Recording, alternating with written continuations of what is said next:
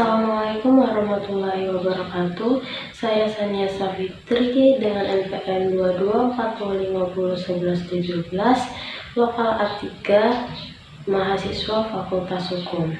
Jadi di sini saya akan menceritakan pengetahuan apa saja yang saya dapatkan dari mempelajari mata kuliah sumber daya laut tropis.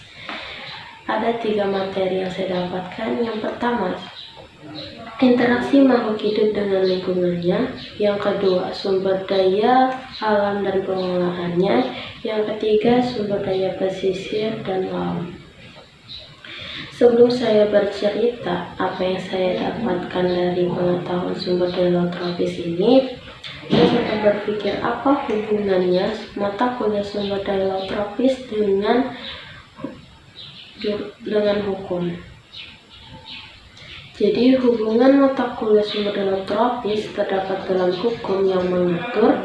Dalam hukum yang mengatur ini terdapat dalam mengelola dan memanfaatkan sumber dayanya. Jadi misalnya hukum dapat mengetahui hukum apa saja yang ada dan dapat dengan mudah mempelajari hukum yang mengatur tentang pemanfaatan sumber daya laut, khususnya sumber daya laut tropis ini.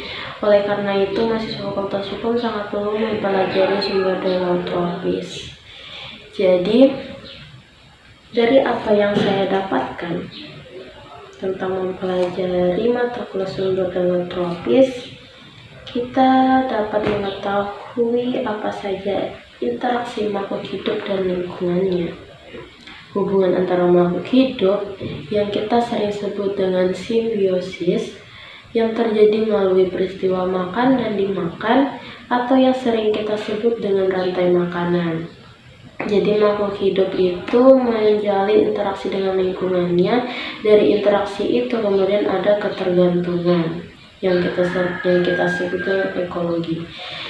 Terus dengan tugas kelompok kemarin tentang